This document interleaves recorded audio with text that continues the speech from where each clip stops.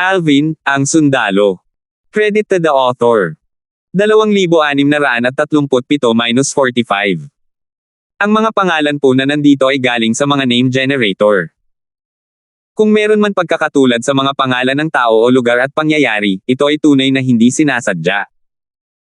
Bagamat hindi sila gaanong nakapag-ugnayan sa Bloody Spectre City, iniligtas ni Alvin ang buhay ni Chin Yu sa kanilang paglalakbay patungo sa county city ng Nine Spectres County. Dahil dito, pakiramdam niya ay utang na loob niya kay Alvin ang kanyang buhay. Sinimulan na rin niyang ituring si Alvin bilang isang kaibigan. Paano siya hindi mag-aalala matapos marinig ang usapan sa kanyang paligid? Matapos itong pag-isipan sandali, naisip niya sa sarili, dahil sa katalinuhan ni Alvin, dapat ay alam na niya ang lahat ng mga bagay na ito. Sigurado siyang alam ni Alvin ang mga kahihinatnan ng pagputol sa mga paa at kamay ni Ferdinand. Ngumiti si Chin Yu ng mapait at umiling. Bakit naman niya gagawin ang ganoong bagay kung alam niyang magdudulot lang ito ng gulo sa kanya? Hindi lang niya masasaktan si Thomas, kundi lantaran din niyang binaliwala ang mga patakaran sa Latent Dragon Abyss na itinakda ng gobernador ng Lord County. Hindi niya talaga maintindihan ang iniisip ni Alvin. Samantala, ang mga talakayan sa paligid ay hindi nagpakita ng senyales ng paghina. Magiging masigla ang Latent Dragon Abyss sa mga darating na araw. Nagdulot si Alvin ng ingay sa Latent Dragon Abyss na parang isang lawa ng tubig na payapa pagdating niya. Kailan kaya darating ang kagalang-gang na Elder Thomas para ipaghiganti ang kanyang inaanak? Dahil sa posisyon at katayuan ni Revered Elder Thomas sa ari-arian ng gobernador ng county, kailangan pa ba siyang personal na gumawa ng hakbang? Hanggat ipinapaalam niya ito sa gobernador ng Lord County, hindi makakalusot si Alvin. Sang-ayon ako. Kalaunan, ang mga taong nagtipon malapit sa bagong nakuha na silid na bato ni Alvin sa kailaliman ng Latent Dragon Abyss ay nagsimulang maghiwa-hiwalay. Kung tungkol naman kay Chin Yu, pinili niya ang silid na bato sa pinakamataas na punto sa Latent Dragon Abyss. Natural lang, gusto rin niya ng silid na bato na may mas mahusay na kapaligiran sa paglilinang, ngunit hindi siya nagmamadali.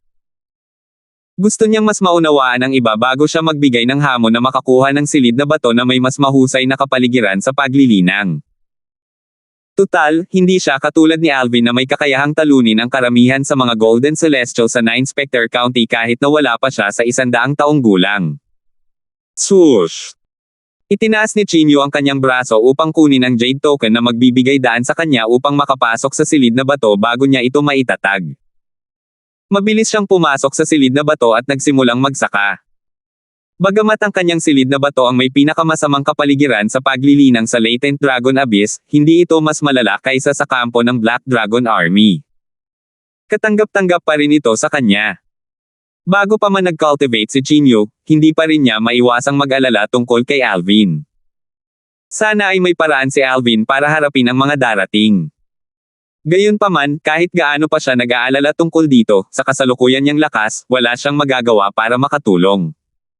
Walang silbi para sa kanya na pag-isipan pa ang bagay na ito. Parang may naalala siya, dumilim ang ekspresyon ni Chin Yu. Kung hindi ako. Kung noon pa man, madali sana para sa akin na lutisin ang problema ni Alvin. Ang kailangan ko lang gawin ay sabihin ang salita. Malamig na kumislap ang kanyang mga mata habang ang isang Mar-Angel na aura na hindi mas mababa sa isang emperador ay lumabas mula sa kanyang katawan. Sana ay hindi sumobra sina Thomas at ang gobernador ng county ng Nine Spectre City. Kung hindi, sisiguraduhin kong mamamatay sila sa masakit na kamatayan. Pagkatapos noon, huminga ng malalim si Chin Yu para kumalma at nagsimulang mag-focus sa paglilinang. Sa kailaliman ng Latent Dragon Abyss kung saan matatagpuan ang silid na bato na may pinakamahusay na kapaligiran sa paglilinang. Napakayaman at siksik na enerhiya ng espiritu ng langit at lupa. Nagulat si Alvin sa yaman at densidad ng enerhiya ng espiritu ng langit at lupa pagpasok niya sa silid na bato. Agad siyang natabunan ng enerhiya. Matagal bago siya nakabawi ng kanyang katinoan. Ang enerhiya ng espiritu ng langit at lupa dito ay parang ilang beses na mas mayaman kaysa sa enerhiya ng espiritu ng langit at lupa sa tirahan ni Elder Brendan. Tunay ngang karapat-dapat itong ihambing sa lugar ng paglilinang ng gobernador ng county. Tunay ngang magandang lugar ito para maglinang. Bago siya umupo nang nakakross ang mga paa sa isang kama na bato sa silid na bato, huminga muna siya ng malalim. Kumislap ang kanyang mga mata na parang may naisip siya habang bumubulong ng malalim, akin na ang silid na batong ito hanggat nandito ako sa 9 Specters County. Walang makakaagaw nito sa akin. Malaki ang naging papel ng isang maayos na kapaligiran sa paglilinang sa pag-unlad ng isang tao. Sa 9 Specter County, walang duda na ang gobernador ng county ang may pinakamahusay na lugar at kapaligiran sa paglilinang.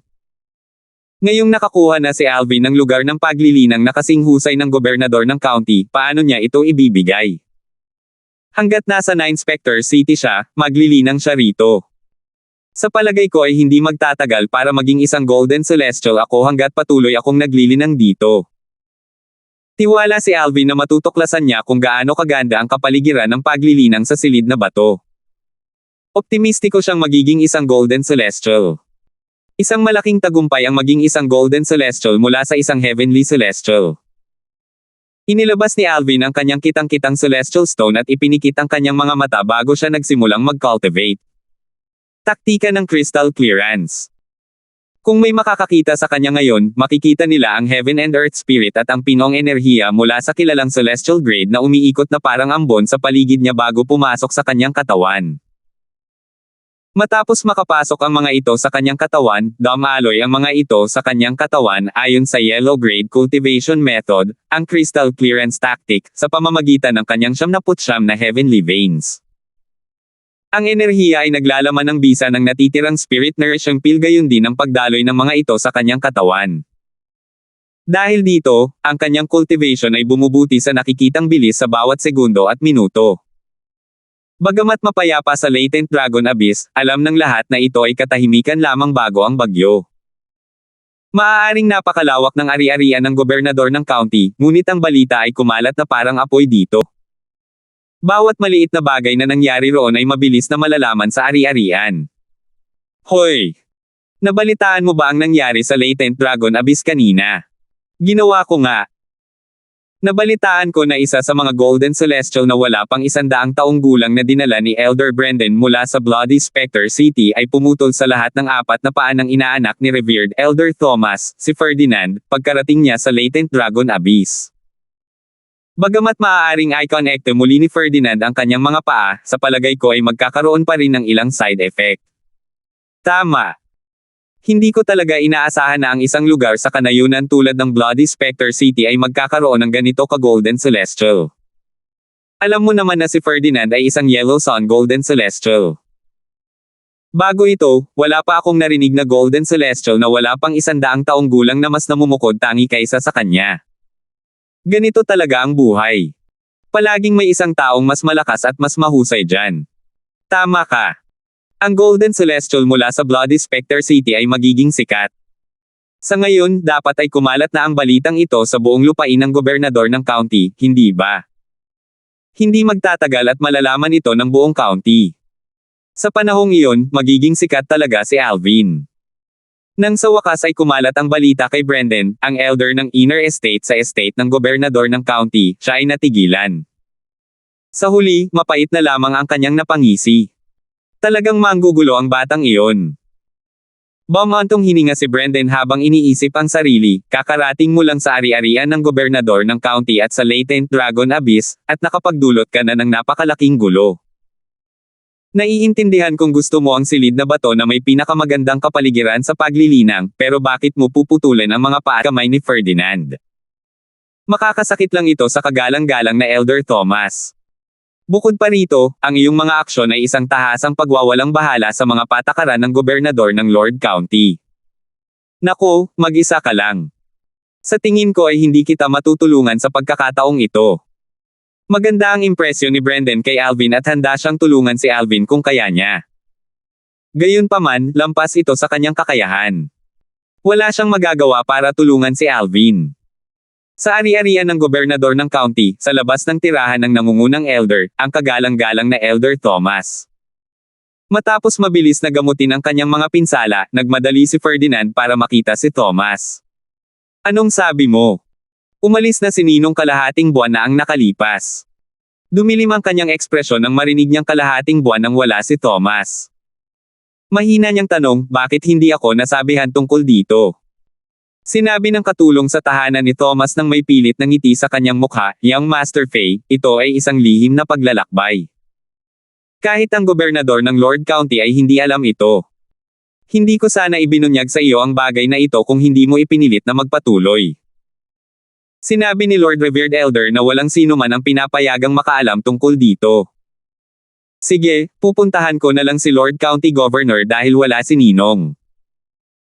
Dahil tahasang binaliwala ni Alvin ang patakaran sa Latent Dragon Abyss, sigurado akong parurusahan siya ng Lord County Governor. Hindi masyadong inisip ni Ferdinand ang dahilan kung bakit umalis ng palihim ang kanyang ninong. Sa sandaling ito, galit lamang ang nararamdaman niya. Pagkaalis niya sa tirahan ni Thomas, agad siyang nagtungo sa tirahan ng gobernador ng county. Sa pangunahing bulwagan ng tirahan ng gobernador ng county.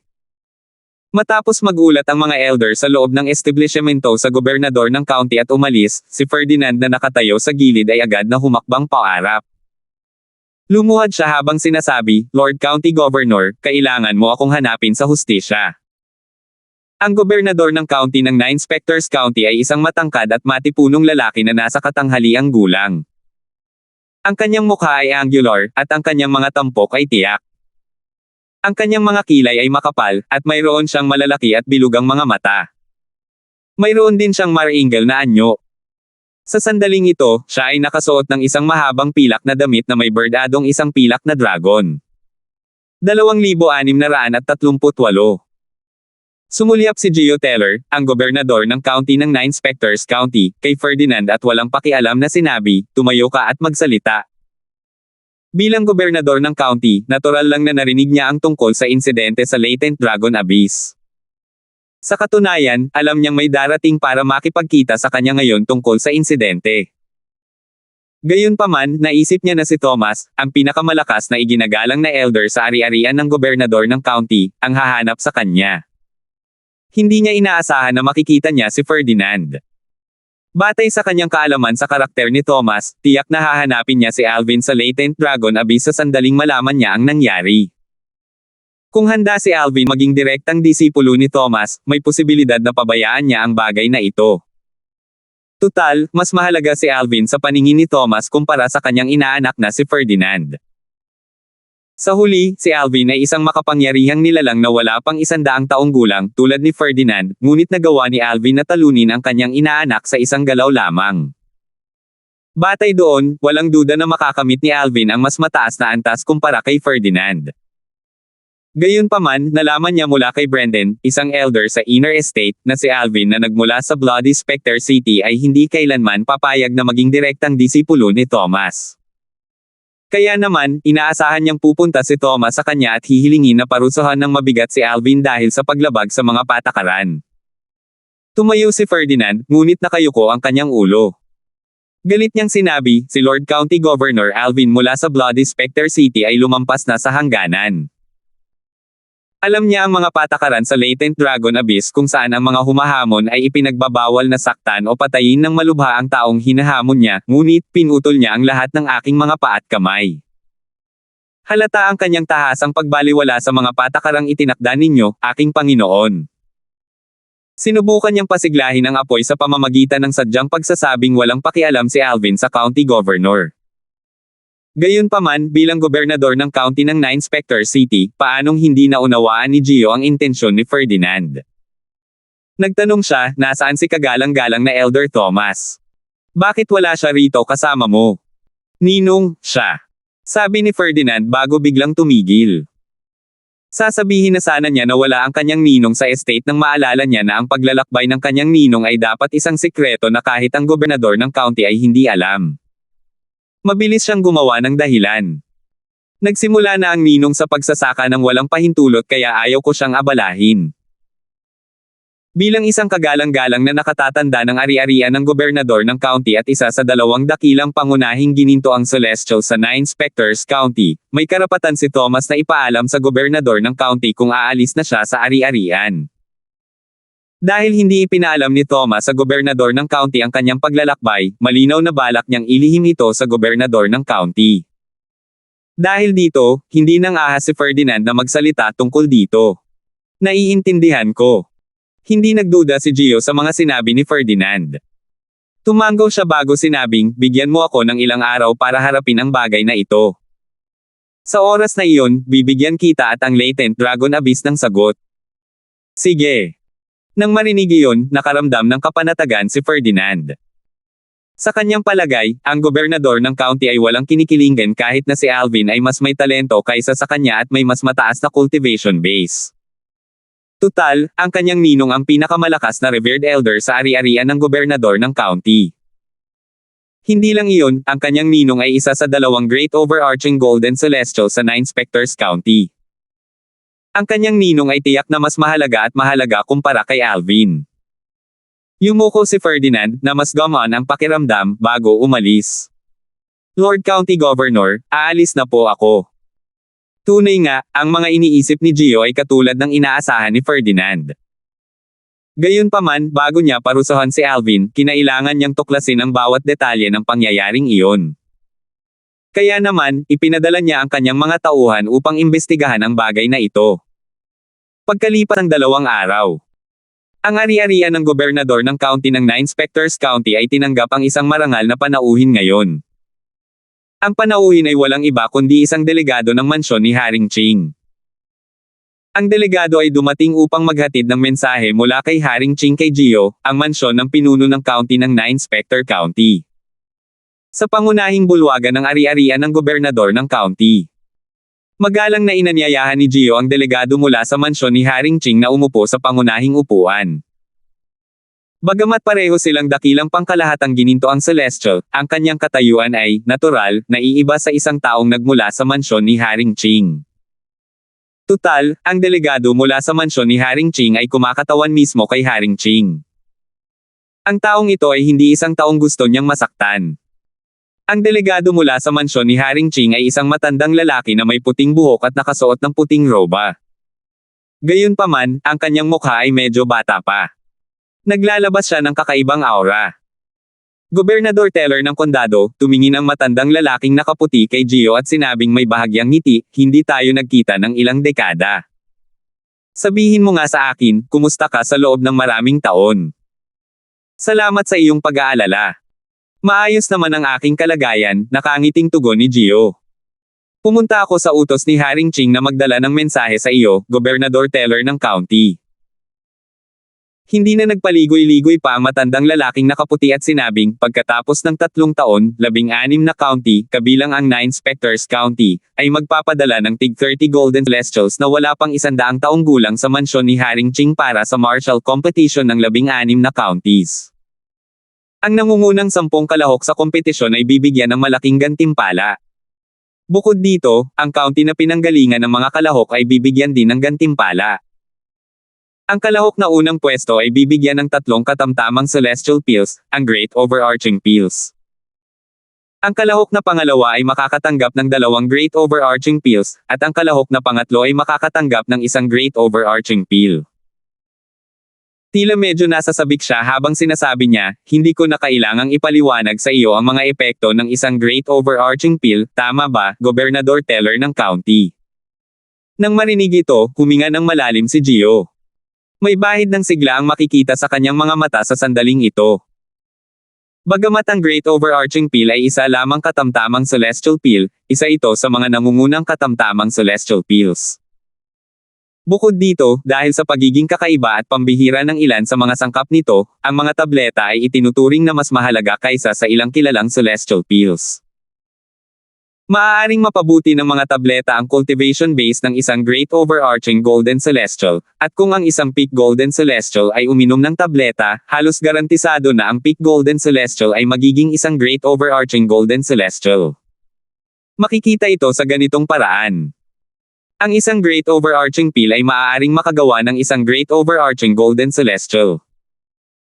Naisip ni Gio, isa kasalukuyan kong cultivation base, kung iinom ako ng 2 sa mga table tasks, tiyak na malalamasan ko ang hadlang na ikinabaon ko sa nakalipas na ilang daang taon. Patuloy niyang iniisip kung ang alinman sa 2 sa 30 Golden Celestials na wala pang 100 taong gulang na ipapadala ko sa Marshall Competition ng 16 counties ay makakarating sa top 3, nangangahulugan ito na ang 9 Specters County ay makakatanggap ng kahit 2 Great Overarching Peals. Tiyak na makakatulong ito sa akin na malampasan ito. Bukod dito, ang 9 Specters County ay malamang na magkakaroon din ng isa pang Great Overarching Golden Celestial. Bumilis ang kanyang paghinga habang iniisip niya ito. Mabilis na tumataas at bumaba ang kanyang dibdib, halatang nasa sabik siya. Sa sandaling ito, tumingin ang matandang lalaking nakaputi kay Gio at sinabing, nabalitaan kong ang 9 Specter County ay may isang batang makapangyarihang nilalang na nagngangalang Ferdinand na isang Yellow Sun Golden Celestial. Mayroon kang 3 taon para sanayin siya.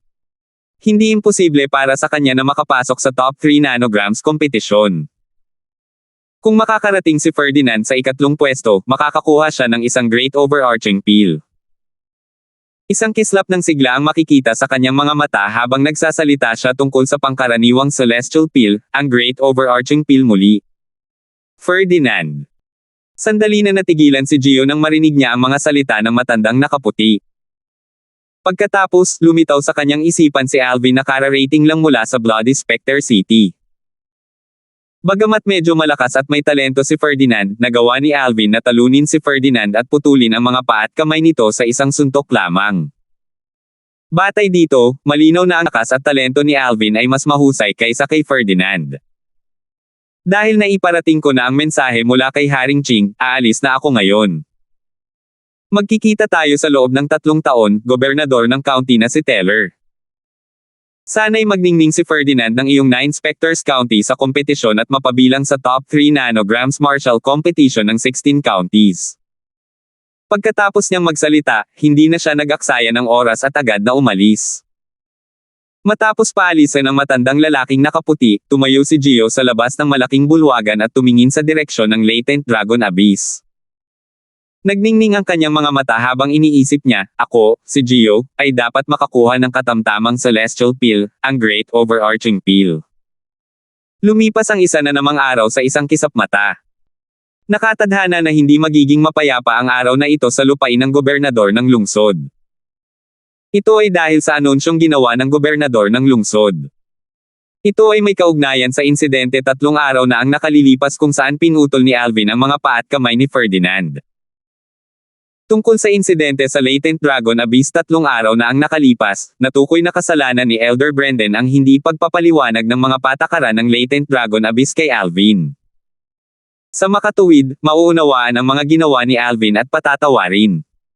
Tungkol naman kay Elder Brendan, parurusahan siya para sa insidenteng ito. Pagkalabas pa lang ng anunsyo, tumahimik na ang buong lupain ng gobernador ng county. 2,639. Ang insidente noong nakaraang 3 araw ay naging mainit na paksa sa ari-arian ng gobernador ng county. Dati, inakala ng lahat na tiyak na mapapahamak si Alvin.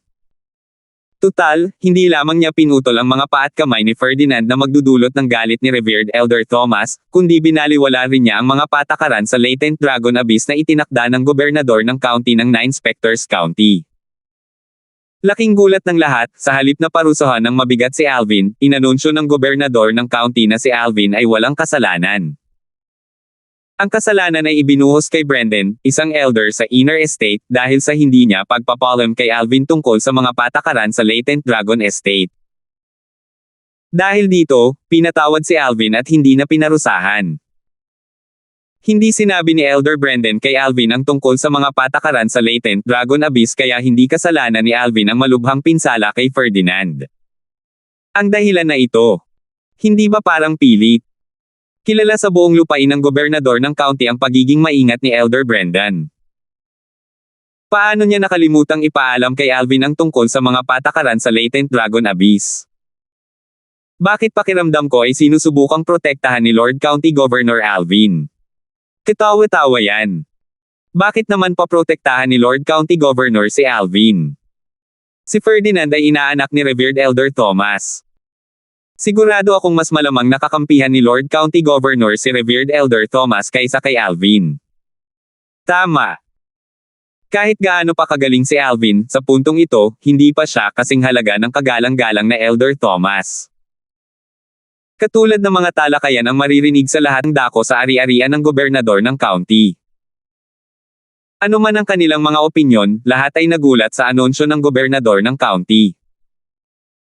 Karamihan sa kanila ay nahihirapang maniwala na si Brendan ay gagawa ng ganoong pagkakamali. Kilala siya sa pagiging maingat.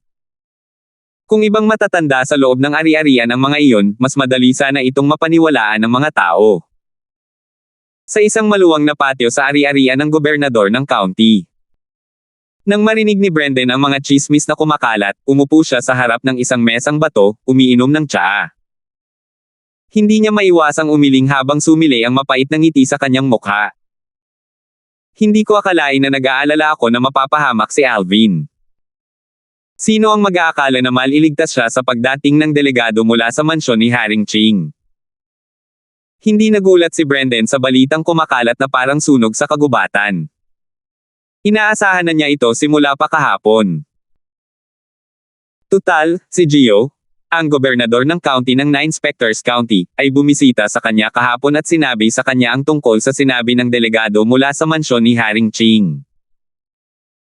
Nang marinig ang mga salita ni Gio, alam ni Brendan, sa sandaling ito, ang batang makapangyarihang nilalang na dinala niya mula sa Bloody Specter City ay may parehong halaga kay Thomas sa paningin ng gobernador ng lungsod. Sa katunayan, sa kasalukuyan, maaaring mas mahalaga pa si Alvin kaysa kay Thomas. Bulong ni Brendan, martial competition ng 16 na kondado. Ang katamtamang celestial peal, ang great overarching peal. Mukhang uubos na ang mansyon ni Haring Ching sa pagkakataong ito. Alam ni Brendan na ang halaga ni Alvin ay nakasalalay sa kanyang pagiging karapat-dapat na lumahok sa martial competition ng 60 counties at sa mataas na posibilidad ng kanyang tagumpay. Kailangan ng gobernador ng county si Alvin upang maipanalo niya ang great overarching peals. Tutal, ang isang great overarching peal ay maaaring mangahulugan ng isang karagdagang great overarching golden celestial sa 9 Specters County. Higit sa lahat, ang tableta ay makakatulong sa gobernador ng county na mapabuti ang kanyang cultivation base. Bago dumating si Alvin, tiyak na iaasa ng gobernador ng kondado si Ferdinand nang marinig niya ang tungkol sa kompetisyon. Gayunpaman, dahil nagawa ni Alvin na talunin si Ferdinand sa isang atake lamang, tila pinalitan na ni Alvin si Ferdinand. Kung hindi yun ang nangyari, hindi sana siya binisita ng gobernador ng kondado at hiniling na ako niya ang sisihin upang protektahan si Alvin. Sa kasalukuyan, opisyal na nakasaad sa anunsyo na si Brendan ang dapat sisihin sa paglabag ni Alvin sa Latent Dragon Abyss dahil hindi niya naipaliwanag ng maayos ang mga patakaran kay Alvin. Handa siyang ako ng sisihin at hindi siya nagalit. Tutal, nangako sa kanya ang gobernador ng county ng maraming gantimpala. Higit sa lahat, nangako rin ang gobernador ng lungsod na paprotektahan siya mula kay Thomas, ang iginagalang na nakatatanda ng ari-arian ng gobernador ng county. Sa nakatagong kailaliman ng dragon. Hindi parurusahan si Alvin. Sus Mariosep. Kaya, sa huli, kasalanan pala ni Elder Brendan. Si Elder Brendan ang naghatid kay Alvin dito mula sa Bloody Specter City. Gayunpaman, sa pag-ako ng sisi, hindi sinasadyang pinoprotektahan niya si Alvin. Nangangahulugan din ito na itinali niya ang kanyang sarili kay Alvin, pareho silang nasa iisang sitwasyon ngayon. Sulit ba ito? Anong ibig mong sabihin? Si Elder Brendan ang yumako ng kasalanan para protektahan si Alvin. Tama iyan. Si Elder Brendan ay palaging metikuloso, imposibleng nakalimutan niyang sabihin kay Alvin ang tungkol sa mga patakaran sa Latent Dragon Abyss. Sigurado akong inaako niya ang kasalanan para lang protektahan si Alvin. Sumangayon ang lahat ng mga batang may kapangyarihan sa Latent Dragon Abyss na sadyang inako ni Brendan ang kasalanan para protektahan si Alvin. Kung hindi, hindi makakatakas si Alvin ng walang pinsala. Elder Brendan. Narinig din ni Chinyu na lumabas mula sa kanyang silid na bato ang anunsyo ng gobernador ng county. Ganon din siya kagulat. Hindi niya inaasahan na si Brendan ang sisisihin. Pumunta siya sa Latent Dragon Abyss kasama sina Alvin at Brendan. Naaalala pa rin niya ang bawat salitang sinabi sa kanila ni Brendan. Malinaw niyang naaalala si Brendan na nagsasabi sa kanila tungkol sa mga patakaran sa latent Dragon Abyss at kung paano pinagbabawalan ang naghahamon na sakta ng malubha ang taong kanyang hinamon. Naisip ni Chinyu, kaugnay nito ang kagalang-galang na Elder Thomas. Hindi ba natatakot si Elder Brendan na masaktan ang kagalang-galang na Elder Thomas sa pamamagitan ng pagprotekta kay Alvin? Hindi ba siya natatakot na gumanti si kagalang-galang na Elder Thomas? Naguluhan siya. Bagamat si Brendan ay isang Inner Estate Elder, at ang pangalawang pinakamalakas na Golden Celestial sa Nine Spectres County, si Brendan ay hindi isang Great Overarching Golden Celestial tulad ni Thomas. Si Brendan ay tiyak na hindi kasing halaga ni Thomas sa gobernador ng county. Kung papatayin ni Thomas si Brendan, maaaring hindi siya maparusahan dahil dito. Talagang nalito siya. Natural, kung alam niya ang tungkol sa martial competition ng 16 counties at ang mga gantimpalang kaakibat nito, malalaman niya ang sagot sa kanyang tanong. Samantala, si Ferdinand, ang taong hinamon ni Alvin, ay lumabas mula sa kanyang silid na bato. Inaasahan niyang makakatanggap ng balita tungkol sa matinding parusa kay Alvin dahil sa kanyang paglabag. Hindi niya inaasahan na maririnig na ang sisi ay nalipat kay Brendan, at si Alvin ay nakatakas ng walang anumang pinsala. Umiling si Ferdinand dahil sa hindi makapaniwala. Hindi. Imposible ito. Nahirapan siyang paniwalaan ang balita. Gayunpaman, dahil sa dami ng taong nagsasabi ng parehong bagay, wala siyang pagpipilian na paniwalaan ito kahit na ayaw niya. Hindi nagaksaya ng oras si Ferdinand at agad na hinanap si Brendan. Marahil, dahil sa kanyang pagkabigla, nakalimutan na niya ang tungkol sa kagandahang asal at tinanong si Brendan sa paraang nagtatanong, Elder Brendan, bakit mo pinuprotektahan si Alvin? Kilala ka sa pagiging maingat sa ari-arian ng gobernador ng county. Imposibleng nakalimutan mong ipaalam kay Alvin ang tungkol sa mga patakaran sa latent Dragon Abyss. Sino siya para sa iyo at bakit mo siya pinuprotektahan? Walang hiya. Saway ni Brendan kay Ferdinand, sino sa tingin mo ang kausap mo, Ferdinand? Kahit ano paman, isa pa rin akong elder sa Inner Estate sa estate ng county governor. Sino ka para questionin ako? Nanatiling walang takot si Ferdinand. Sinabi niya sa malalim na boses, Elder Brendan, huwag mong kalimutan na bukod sa pagiging disipulo ko sa latent Dragon Abyss, ako rin ay inaanak ni Revered Elder Thomas. Sa pamamagitan ng pagprotekta kay Alvin, hindi mo lang ako kalabanan, kundi kalabanan mo rin ang aking ninong. Hindi ka ba natatakot na habulin ka niya? Naging nagbabanta ang tono niya sa huling bahagi ng kanyang pagsasalita. Takbo ka! Sigaw ni Brendan, nagalit sa mga banta ni Ferdinand. Itinaas niya ang isang braso at isang napakalaking enerhiya ang lumabas. Ang enerhiya ay naganyong isang malaking bato bago ito bumagsak kay Ferdinand, na nagpalipad kay Ferdinand palabas ng kanyang tirahan. Nang lumapag si Ferdinand sa lupa, malamig na sinabi ni Brendan, kung hindi ka nasisiyahan tungkol dito, pakisuyo ang kagalang-galang na Elder Thomas na makausap ako. Naupo si Ferdinand sa lupa ng ilang sandali, lubos na natigilan. Naguluhan siya. Bakit hindi natakot si Brendan kahit na nabanggit na niya ang kanyang ninong? Samantala, si Brendan na bumalik sa kanyang tahanan ay ngumiti ng may pag-aalala. Tiyak na nag-aalala siya kay Thomas. Gayunpaman, dahil siya ang may kasalanan kay Alvin sa kahilingan ng gobernador ng county, nangangahulugan ito na ang gobernador ng county ay nasa kanyang panig. Sa makatuwid, hindi siya lubos na natatakot kay Thomas. Kalahating taon ang lumipas. Si Alvin na naglilinang sa silid na bato sa kailaliman ng latent Dragon Abyss ay natural na walang kamalayan sa nangyari. Masyado siyang nakatutok sa kanyang cultivation kaya nakalimutan na niya ang paglipas ng panahon. Sa wakas, iminulat ni Alvin ang kanyang mga mata na kumikinang ng husto. Sa wakas ay isa na siyang gininto ang Celestial. 2,640. Ang Celestial Origin Energy ng isang Scarlet Sun Golden Celestial ay mas malakas kaysa sa isang Violet Sun Golden Celestial. Ramdam na ramdam ni Alvin ang pagkakaiba sa kanyang Celestial Origin Energy ngayong isa na siyang Scarlet Sun Golden Celestial. Kung ikukumpara, ang pagkakaiba sa Celestial Origin Energy noong siya ay umaangat sa ranggo ng isang Heavenly Celestial ay hindi na sulit banggitin. Iniisip ko kung gaano katagal ako nag-cultivate. Masyadong nakatutok si Alvin sa cultivation kaya hindi niya alam kung gaano nakatagal ang lumipas. Bagamat hindi ako sigurado akong hindi ito isang maikling panahon. Kakaiba na walang dumating para parusahan ako dahil sa pagputol sa mga paa at kamay ni Ferdinand. Tutal, nilabag ko ang mga patakaran sa latent dragon abyss. Nang putulin ni Alvin ang mga paa at kamay ni Ferdinand, inihanda na niya ang sarili para sa mga kahihinatnan. Hindi lamang niya nilabag ang mga patakaran, kundi malubhang nasugatan pa niya si Ferdinand na inaanak ni Thomas.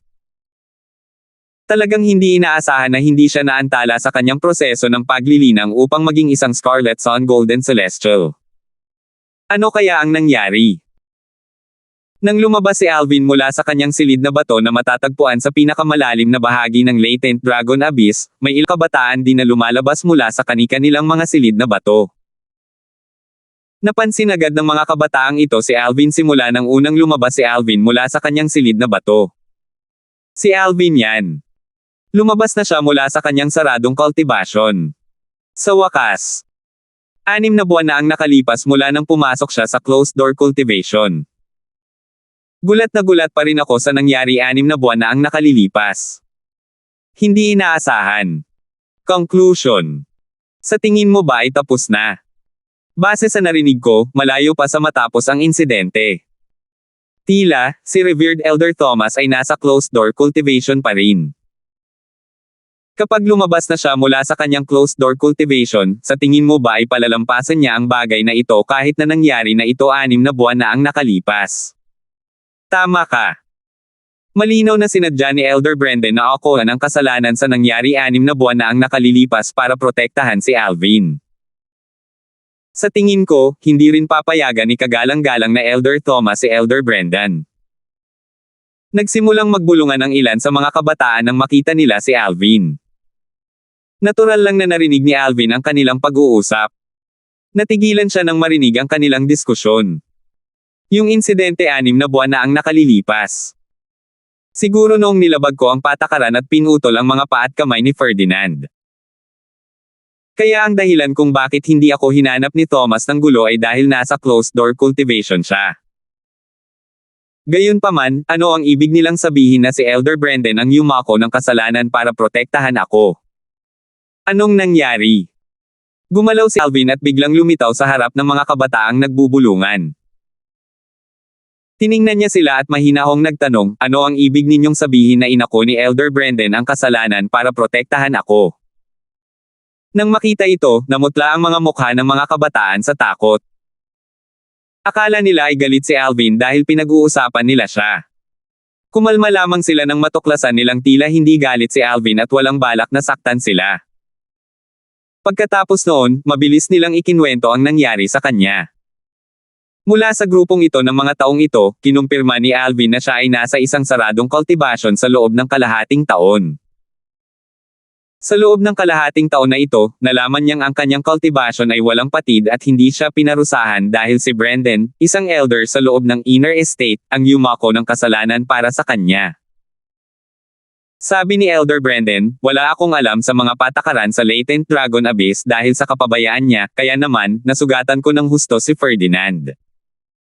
Sumimangot si Alvin nang malaman niya ang nangyari. Hindi ba niya alam na nanganganib siyang masaktan si Thomas sa paggawa niyan? Hindi ba siya natatakot na baka magdulot ng gulo si Thomas para sa kanya? Kumalma si Alvin bago siya umalis sa Latent Dragon Abyss at nagtungo sa tirahan ni Brendan batay sa kanyang alaala. Alvin, lumabas ka na sa iyong saradong cultivation. Nagulat si Brendan nang lumitaw si Alvin sa kanyang tahanan. Tutal, si Alvin ay nagkultibo at hindi umaalis sa kanyang silid na bato sa nakalipas na 6 na buwan. Natural lamang, alam niya kung bakit siya hinanap ni Alvin. Oo. Tumanggaw si Alvin. Hindi ko inaasahan na makapaglilinang ako ng kalahating taon. Tumawa si Brendan at sinabing, ganito pala ang cultivation. May isang beses na nakalimutan ko rin ang tungkol sa oras at nag-cultivate ako ng 10 taon. Gaya ng kasabihan, lumilipas ang oras kapag nag-cultivate. Seryoso ang ekspresyon ni Alvin habang sinasabi niya ito nang walang paligoy-ligoy. Elder Brendan, narinig kong inako mo ang kasalanan ko sa insidenteng iyon 6 na buwan na ang nakalilipas. Alam kong mabuti ang iyong intensyon, ngunit naisip mo na ba ang mga kahihinatnan kapag lumabas na si Thomas mula sa kanyang saradong cultivation at nalaman ito? Hindi kanya papayagang umalis dahil dito. Nagtanong si Brendan, Alvin, sa tingin mo ba ay ako ang may kasalanan kung bakit kita binayaran sa ginawa mo noong naglalakbay tayo patungo sa county city ng na Inspector City? Hindi ba? Tanong ni Alvin, na naguguluhan. Hindi, umiling si Brendan at tapat na sumagot, pagdating namin, sinabi ko na sa iyo na susubukan kong humingi ng tulong sa gobernador ng Lord County kung sakaling pilitin ka ni Thomas na maging direktang disipulo niya. Ganito ko babayaran ang utang ko sa iyo. Sa katunayan, pagkatapos kong iwan kayo ni Chinyu sa Latent Dragon Abyss, nabayaran ko na ang utang ko sa iyo pagkatapos kong hanapin ang gobernador ng Lord County. Sa sandaling ito, naalala ni Alvin na sinabi ni Brendan na makikipagkita siya sa gobernador ng county ng na Inspector City bago niya iniwan ito at si Chinyu sa Latent Dragon Abyss. Gayunpaman, nalilito pa rin siya at hindi mapakali na parang may iba pa itong dapat sisihin. Dahil wala ka ng utang na loob sa akin, bakit mo ako sinisisi? Bakit naman isusugal ni Brendan ang pagkakasala kay Thomas para lang protektahan siya kung wala nang ang utang na loob si Thomas sa kanya? Bukod pa rito, hindi niya masyadong kilala si Brendan. Sasabihin ko sa iyo ang lahat tungkol dito maya-maya. Tumingin si Brendan kay Alvin at sinabing, may sarili akong tanong. Bakit mo iginiit na putulin ang lahat ng 4 na paa ni Ferdinand kahit na nangangahulugan ito ng paglabag sa mga patakaran sa Latent Dragon Abyss? Dapat mong malaman na sa paggawa niyan, hindi mo lang nasaktan ang ninong ni Ferdinand, ang iginagalang na elder ng ari-arian ng gobernador ng county, kundi nanganganib ka ring masaktan ang gobernador ng county ng na Inspector City na siyang nagtakda ng mga patakaran sa Latent Dragon Abyss. Para ka na ring naglalaro ng apoy. Dahil alam mo na ang mga kahihinatnan, talagang nagtataka ako kung bakit mo ginawa iyon. Bakit ko ginawa iyon? Nanliit ang mga mata ni Alvin na nanlilisik ng malamig. Pinatikim ko lang sa kanya ang sarili niyang gamot. Kung hindi niya hiniling na putulin ko ang mga paa at kamay ko, hindi ko sana pinuputol ang mga paa at kamay niya. Ganito lang. Ganun lang ka-simple. Gulat na tumingin si Brendan kay Alvin. Ikaw. Pinutol mo ang mga paa niya dahil lang sa pinagbantaan ka niya. Dahil lang ba pinagbantaan niya ako? Natawa si Alvin sa sinabi ni Brendan. Elder Brendan, buti na lang at mas malakas ako kaysa sa kanya. Kung hindi, walang duda na puputulan niya ang mga paa at kamay ko noon. Kahit na, masyado kang pabaya. Umiling si Brendan at sinabing, ayon sa mga patakaran sa Latent Dragon Abyss, ang isang naghahaman ay hindi pinapayagang saktan ng malubha ang taong hinamon niya. Gayunpaman, ang taong hinamon ay pinapayagang saktan ng malubha ang naghahaman. Nangangahulugan ito na karapatan niyang putulin ang iyong mga paa at kamay kung kaya niya. Pabalang sinabi ni Alvin, sa mga ganitong sitwasyon, wala akong pakialam.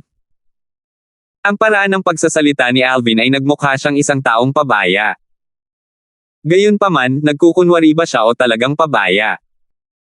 Totoo na desidido niyang pinutol ang mga paa at kamay ni Ferdinand kahit alam niya ang mga kahihinatnan. Gayunpaman, naisip na niya ang paraan para makaiwas sa gulo kung sakaling dumating si Thomas o ang gobernador ng lungsod ng na Inspectors County. Habang nag-uusap sina Alvin at Brendan, isang matandang figure ang kumislap sa kalangitan libu-libong milya sa hilaga ng county city ng na Inspectors County. Sa bawat pagkislap nito sa kalangitan, papalapit ito ng papalapit sa county city.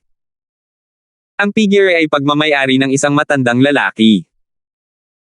Habang naglalakbay siya sa kalangitan, bumulong siya sa sarili sa malamig na boses, si Alvin na malubhang nakasakit kay Megan ay mula sa Bloody Spectre City. At si Brendan. Siya mismo ang naghukay ng sarili niyang libingan ng alcohol niya ang sisihin kay Alvin. Base sa mga salita ng matanda, halatang siya si Thomas, ang pinakamalakas na iginagalang na elder sa ari-arian ng gobernador ng county sa na Inspectors County. 2,641. Sa tirahan ni Brendan, ang elder sa loob ng ari-arian ng gobernador ng county. Alvin, hindi ka dapat maging ganoon kapabaya. Maswerte ka ngayon.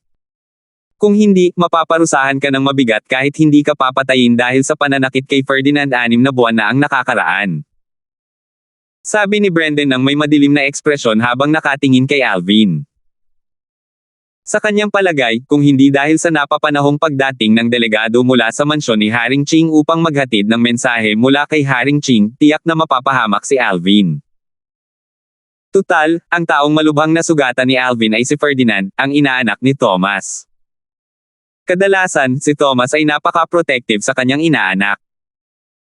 Maaaring ayos lang kung pumayag si Alvin na maging disipulo ni Thomas, ngunit alam niyang hindi kailanman papayag si Alvin dito. Nakatakas ka ng walang pinsala sa pagkakataong ito, ngunit maaaring hindi ka na maswerte sa susunod. Napakatalino mo ngunit marami pang kasing talino mo sa Devata Realms tulad ng Spirit Overarching Heaven. Kung gusto mong maging huling nakatayo, kailangan mo ng higit pa sa talento at lakas. Payo ni Brendan. Tumango si Alvin. Natural lang na naiintindihan niya iyon. Kung hindi sana siya nakaisip ng higit sa isang paraan para harapin ang mga kahihinatnan ng pananakit kay Ferdinand. Kung wala siyang mga paraan para harapin ang bagay na ito, hindi sana niya pinuputol ng walang ingat ang mga paa at kamay ni Ferdinand. Gayunpaman, wala siyang planong ipaliwanag ang sarili kay Brendan. Bukod dito, hindi niya ito maginhawang ipaliwanag. Tiningnan niya si Brendan nang may pagtataka at prangkang nagtanong, Elder Brendan, bakit mo ako sinisisi kalahating taon na ang kalipas? Siguro may kinalaman ito sa kung bakit mo sinabing mapalad ako. Natural lang, alam niyang may kakaiba sa buong insidente. Sumagot si Brendan, inako ko ang kasalanan mo kalahating taon na ang nakalipas sa ilalim ng utos ng gobernador ng Lord County. Gayunpaman, bago pa man matapos magsalita si Brendan, naninangkit ang mga mata ni Alvin at sumingit, sinasabi mo bang hiniling sa iyo ng gobernador ng county ng 9 Inspectors County na ako ang sisihin para sa akin? Oo. Tumango si Brendan. Bakit? Tanong ni Alvin. Hindi niya inaasahan na hihingi ng gobernador ng county kay Brendan na ako ang kasalanan para sa kanya. Hindi niya moari ang motibo ng gobernador ng county. Tutal, hindi pa naman niya nakikilala ang gobernador ng county noon. Sumagot si Brendan, dahil ito sa martial competition ng 16 na county na gaganapin sa loob ng 2.5 taon, sagot ni Brendan. Paligsahan sa pakikipaglaban ng 16 na kondado. Ano iyon? Naguluhan si Alvin. Bueno, sigurado akong alam mo na mayroong 16 na kondado sa ilalim ng mansyon ni Haring Ching. Ang ating kondado ng 9 Inspectors ay isa sa mga kondado, sabi ni Brendan. Tumango si Alvin. Alam niya ito. Katulad ng kung paano kinailangang magbigay-pugay ang Bloody Spectre City sa anyo ng mga Celestial Stone sa 9 Inspectors County, kinailangang magbigay-pugay din ang 9 Inspectors County sa mansyon ni Haring Ching dahil nasa ilalim ito ng pamamahala ng mansyon ni Haring Ching. Tulad ng alam ninyo, nakapagtipon kami ng 30 Golden Celestials na wala pang 100 taong gulang tulad ninyo 6 na buwan na ang nakalilipas. Kayong lahat ay kasalukuyang naninirahan sa Latent Dragon Abyss, sabi ni Brendan. Tumango muli si Alvin. Bago ito, alam kong ang 30 sa inyo ay natipon dahil sa kahilingan ni Haring Ching's mansion. Gayunpaman, tulad ng sinabi ko sa inyo noon, hindi ko alam ang dahilan. 3 araw matapos ninyong putulin ang mga paa at kamay ni Ferdinand, isang delegado mula sa Haring Ching's mansion ang pumunta sa estate upang maghatid ng mensahe sa gobernador ng Lord County. Pumunta siya upang sabihin sa gobernador ng Lord County na ang martial competition para sa 16 na county ay gaganapin sa loob ng 3 taon sa Haring Ching's mansion. Ang mga Golden Celestial na wala pang 100 taong gulang mula sa mga county sa ilalim ng pamamahala ni Haring Ching's mansion ang magiging mga kalahok, paliwanag ni Brendan. Kaya lahat tayo na naninirahan sa Latent Dragon Abyss ay kailangang lumahok sa martial competition ng 16 na county sa loob ng 2.5 taon. Ang ating mga kalaban ay ang mga Golden Celestial na wala pang 100 taong gulang na tinipon ng iba pang 15 counties. Tanong ni Alvin. Oo. Tumango si Brendan. Pagkatapos, nagpatuloy siya sa pagpapaliwanag, mukhang binibigyan ng malaking importansya ng mansyon ni Haring Ching ang martial competition ng 16 na county. Ayon sa gobernador ng Lord City, ang mansyon ni Haring Ching ay hindi lamang magbibigay ng malaking gantimpala sa nangungunang 10 kalahok, kundi pati na rin sa kani-kanilang mga county na kanilang pinanggalingan. Ang nangungunang 3 kalahok ay mananalo ng 3 katamtamang Great Overarching Pills, 2 katamtamang Great Overarching Pills, at 1 katamtamang Great Overarching Pill ayon sa pagkakabanggit. Mga dakilang pangkalahatang Pildores. Namangha si Alvin sa kabutihang loob ng mansyon ni Haring Ching. Alam niyang ang mga dakilang pangkalahatang Pildores ay makakatulong sa isang Violet Sun Golden Celestial na maging isang dakilang pangkalahatang Gintong Celestial. Bukod dito, ang mga ordinaryong katamtamang Celestial Alchemist ay hindi kayang pinuhin ang mga tableta. Tanging ang mga katamtamang Celestial Alchemist na nagtataglay ng isang partikular na Celestial Fire ang nakakapag-ayos ng mga tableta. Dahil dito, sa isang tiyak na lawak, ang isang katamtamang dakilang pangkalahatang Pildores ay mas mahalaga kaysa sa karamihan ng mga kilalang Celestial Pills. Kahit ang mga Great Overarching Golden Celestial ay maaaring lubos na mapabuti ang kanilang mga cultivation base sa pamamagitan ng pag-inom ng Great Overarching Pills. Maaari nilang inumin ang tableta upang malampasan ang isang hadlang na kanilang naranasan habang naglilinang. Isa rin ito sa mga dahilan kung bakit mahalaga ang Great Overarching Pills. Sigurado akong alam mo kung gaano kahalaga ang mga pangkaraniwang Great Overarching Pills, hindi ba? Tanong ni Brendan. Oo. Tumango si Alvin bago nagtanong ng may pagkalito, Elder Brendan, alam mo ba kung bakit inorganisa ng mansyon ni Haring Ching ang martial competition ng 16 na county? Pakiramdam niya ay higit pa rito ang paghahanap lamang ng mga umuusbong na talento mula sa martial competition ng 16 na county. Tutal, ang mansyon ni Haring Ching ay magbibigay ng 6 na mahahalagang katamtamang Great Overarching Pills para sa kompetisyon. Sa una, sasabihin sana ni Brendan na ito ay para maghanap ng mga umuusbong na talento. Gayunpaman, katulad ni Alvin, nang maisip niya ang mga magagandang gantimpala, naisip niya na ang mga bagay ay hindi kasing simple ng inaakala. Kaya naman, sumagot siya ng may pag-aalinlangan bago nagtanong, mabuti. Hindi ako sigurado. Sa anumang kaso, naiintindihan mo na ngayon kung bakit hiniling sa akin ng gobernador ng lungsod na ako ang sisihin sa iyo, hindi ba? Tumango si Alvin habang kumikinang ang mga mata. Hindi siya hanggal. Matapos sabihin sa kanya ni Brendan ang tungkol sa mga pangkaraniwang Great Overarching Pills na ibibigay sa nangungunang 3 kalahok at sa kani-kanilang mga county na kanilang pinanggalingan, alam niya kung bakit paprotektahan ng gobernador ng county ang isang taong hindi niya pa nakikilala. Tunay ngang nagpapasalamat ako sa napapanahong pagdating ng delegado mula sa mansyon ni Haring Ching para dito. Natuklasan niya na siya, isang baguhang walang pangalan, na kara-rating lang mula sa Bloody Spectre City, ay hindi sinasadyang naging kasing halaga, o posibleng mas mahalaga, kaysa kay Thomas, ang iginagalang na elder ng ari-arian ng gobernador ng county, sa paningin ng gobernador ng county. Naisip ni Alvin, kung wala ako rito, malamang ay iaasa na ng gobernador ng county si Ferdinand, ang inaanak ni Thomas. Gayunpaman, dahil madali kong natalo si Ferdinand at naputol ang mga paa at kamay niya pagdating ko, sa akin na rin inaasam ng gobernador ng county. Kung tutuusin, batay sa lakas ko 6 na buwan na ang nakalipas, malinaw na mas mataas ang tsansa kung manalo kaysa kay Ferdinand. Nang paalis na si Alvin sa tirahan ni Brendan, isang malakas na boses na puno ng galit ang biglang umalangaw-ngaw sa hangin. Brendan! Nagsalita ang lalaki na parang si Brendan ang kanyang sinumpaang kaaway. Nagulat si Alvin sa galit na nakapaloob sa boses. Instinctively siyang lumingon para tingnan si Brendan. Pinaikit ni Brendan ang kanyang mga mata habang sinasabi, si kagalang-galang na Elder Thomas. Mukhang sa wakas ay nakalabas na siya sa kanyang saradong kultibasyon. Inihanda na niya ang kanyang sarili para sa pagdating ni Thomas na naghahanap ng gulo matapos lumabas si Thomas mula sa kanyang saradong kultibasyon. Dahil dito, nanatili siyang kalmado. Swoosh! Itinaas ni Brendan ang kanyang kamay at kumuha ng Jade Token.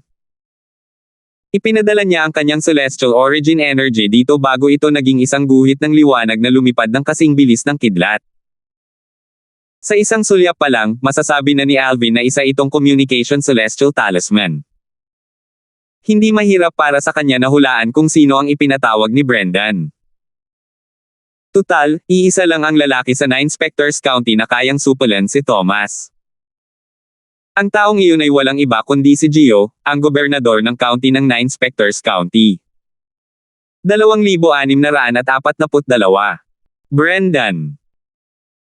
Isang matandang figure na may kasamang binata ang lumitaw, kasabay ng dumadagandong na ungol. Sa isang kisapata, lumitaw ang dalawang figure sa looban ni Brendan. Swoosh! Swoosh!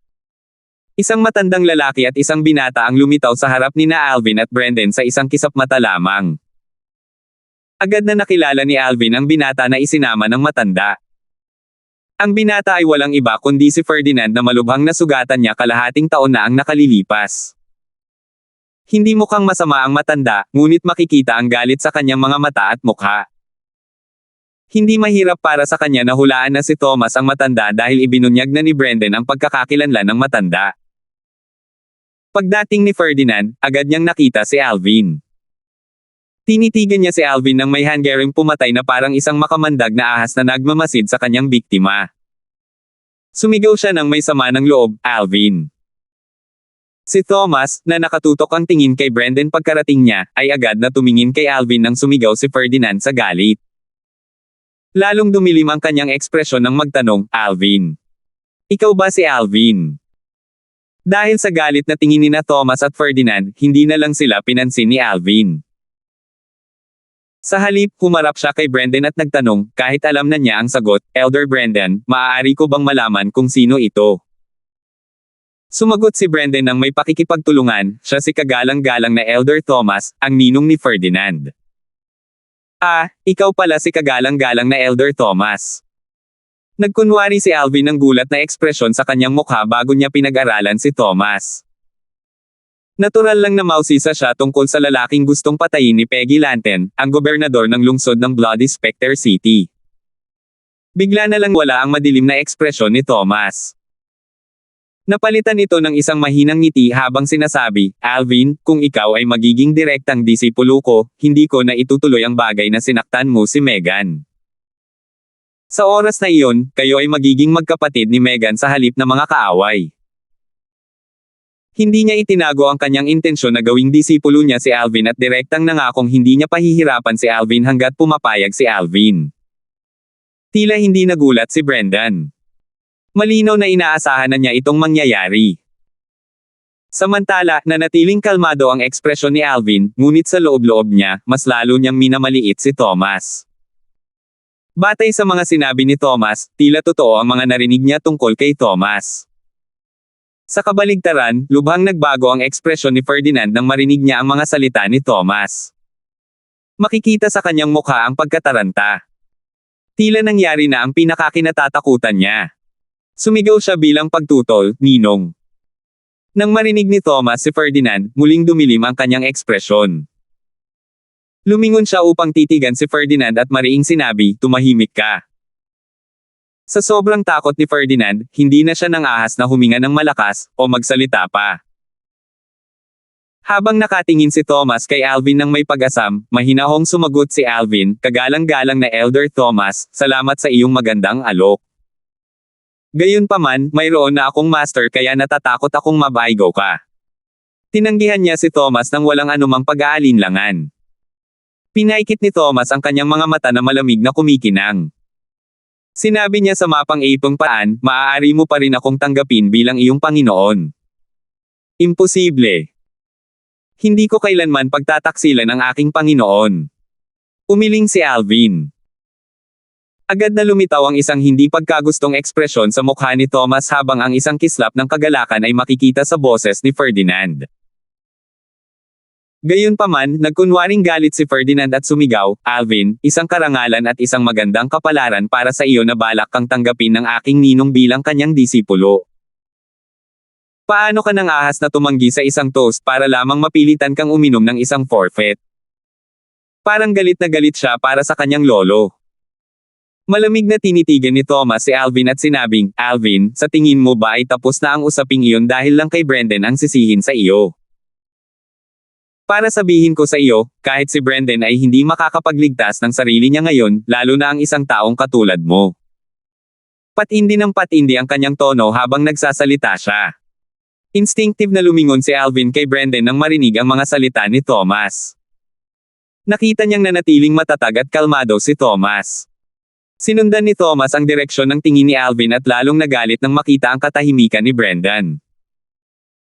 Galit niyang sinabi, "Brendan, dapat mo akong bigyan ng paliwanag kung bakit mo ako sinisisi kay Alvin. Kung hindi mo ako bibigyan ng kasiyasyang paliwanag, sa palagay ko ay dapat mong malaman kung ano ang gagawin ko." Kumikinang ang kanyang mga mata sa hanggaring pumatay habang nagsasalita. Walang pakialam na sumagot si Brendan, "Elder Thomas, hindi ako ang dapat mong hinga ng paliwanag tungkol sa bagay na ito dahil sumusunod lang ako sa mga utos." "Kaninong utos?" Mataray na tanong ni Thomas. Tila nakalimutan niya ang kanyang sarili at ang katotohanan na ang gobernador ng county ay may karapatang magbigay ng utos kay Brendan. Naglabas si Thomas ng matinding hanggaring pumatay na parang papatayin na niya si Brendan nang may umalingaw-ngaw na boses sa ere. "Utos ko." Parang galing sa lahat ng direksyon ng boses, kaya mahirap matukoy ang lokasyon ng nagsalita. Swoosh! Isa pang figure ang lumitaw na parang bugzo ng hangin sa looban ni Brendan. Ang figure ay isang matangkad na lalaking nasa katanghaliang gulang. Kwadrado ang mukha, makapal ang kilay, at malalaki ang mga mata. Nakasuot siya ng mahabang pilak na damit na may berdadong pilak na dragon. Tila naglalabas siya ng marangal na aura. Nag-isip-isip si Alvin sa loob-loob niya. Siguro si Gio ito, ang gobernador ng county ng 9 Specters County. Pagkalabas pa lang ng lalaking nasa katanghaliang gulang, agad na bumati si Brendan ng may paggalang, "Lord County Governor." Maging si Ferdinand, na nakatayo sa likuran ni Thomas, ay magalang na binati ang lalaking nasa katanghaliang gulang na may bahagyang takot na ekspresyon sa mukha. Sina Alvin at Thomas na lang ang nanatiling tahimik. Bigla na lang sumigaw si Thomas, "Alvin! Ang lakas ng loob mo! Hindi mo man lang binati ang gobernador ng Lord County. Alam mo bang krimen ang pagwalang galang sa gobernador ng Lord City?" Sumulyap si Alvin kay Thomas at sumagot, "Kagalang-galang na Elder Thomas, mukhang hindi mo rin binati ng maayos ang gobernador ng Lord County, di ba?" Ngumisi si Thomas habang mayabang na sinasabi, "Nayagan ako ng gobernador ng Lord County na huwag nang batiin siya ilang taon na ang nakalilipas. Paano maihahambing sa akin ang isang batang tulad mo? Noong ako, si Thomas, ay malaki ang naiambag sa 9 Specters County, hindi ka pa nga ipinapanganak. Alvin, dahil napakawalang galang mo sa gobernador ng Lord County, bilang unang revered elder, responsibilidad kung parusuhan ka." Pagkatapos niyang magsalita, biglang lumabas ang kanyang malawak na celestial origin energy. Ginalaw niya ang kanyang kanang kamay at hinaampas ito kay Alvin. Tila may bigat ang kanyang kamay na parang libo-libong libra ng impact. Ang galaw na ito na naglalaman ng pinaghalong celestial method at divine ability ay napakalakas. Malinaw na hindi niya balak parusuhan si Alvin kundi ang direktang patayin siya. Kasabay nito, nagningning ang mga mata ni Alvin sa hanggaring pumatay ng kumilos si Thomas. Hindi niya inaasahan na susubukan siyang patayin ni Thomas sa sandaling kumilos si Thomas. Napakalamig ng kanyang ekspresyon kaya tila bumaba ng ilang degree ang paligid. Nangakmang gagamitin na ni Alvin ang kanyang celestial origin energy upang ipagtanggol ang sarili mula sa atake ni Thomas na puno ng galit, isang malakas na ungol ang umalingaw-ngaw sa hangin. Kasunod nito, isang maladrago na enerhiya ang lumabas mula sa gilid at bumangga sa nakamamatay na sampal ni Thomas na may nakabibinging pagsabog na nagdulot ng paglitaw ng ulap ng kabute sa hangin. Isang bugzo ng malakas na hangin ang naging sunod-sunod na mga bagyo. Nang makita ito, hindi na nang-ahas si Thomas na umatake. Tutal, ang taong hamang sa kanyang pag-atake ay walang iba kundi si Gio, ang gobernador ng county, na nanatiling tahimik simula nang dumating siya. Bahid ng takot at pag-iingat ang makikita sa kanyang mga mata sa sandaling ito. Lord County Governor. Hindi niya inaasahan na haharanggan ni Gio ang kanyang pag-atake para sa kapakanan ng isang batang makapangyarihang tao na kanilang natipon kamakailan lamang. Akala niya ay mapapatay niya si Alvin dahil sa pagtangging maging disipulo niya at maipaghiganti ang kanyang inaanak na si Ferdinand para mailabas ang kanyang galit. Sino ang mag-aakala na pipigilan siya ni Gio? Si Gio, ang gobernador ng county, ay tumingin kay Thomas at walang pakialam na nagsabi, "Kagalang-galang na Elder Thomas, ako ang nagutos kay Elder Brendan na akoan ang kasalanan kay Alvin 6 na buwan na ang nakalilipas. May problema ka ba dyan?" Bagamat pinahahalagahan niya si Thomas, hindi ibig sabihin nito na isusuko niya ang pagkakataong makuha ang pangkaraniwang celestial pill, ang Great Overarching Pill, mula sa mansyon ni Haring Ching para lamang kay Thomas. 2,643. Sa nakalipas na 6 na buwan, pinaghirapan ni Gio ang paghahanap ng detalyadong impormasyon tungkol sa iba pang mga Golden Celestial na wala pang 100 taong gulang mula sa iba pang 15 county sa ilalim ng pamamahala ni Haring Ching's Mansion. Batay sa kanyang natutunan, alam niya na si Ferdinand, ang inaanak ni Thomas, ay malamang na hindi mapabilang sa top 10 nanograms martial competition ng 16 na counties, lalo na ang mabilang sa top 3. Kaya naman, pinalad ang makasama si Alvin sa 9 Specters County. Kung hindi, wala sa mga Golden Celestial na wala pang 100 taong gulang, kasama na si Ferdinand na pinakamalakas, na kanyang natipon, ang magkakaroon ng pagkakataong mabilang sa top 3 nanograms martial competition ng 16 na counties.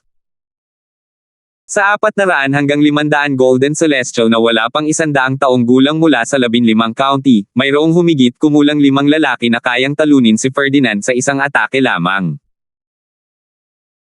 Kahit pa ibuhos niya ang lahat ng kanyang pagsisikap upang mapangalagaan si Ferdinand sa natitirang 2.5 taon, si Ferdinand ay maaari lamang makapasok sa top 10 sa martial competition para sa 16 na counties.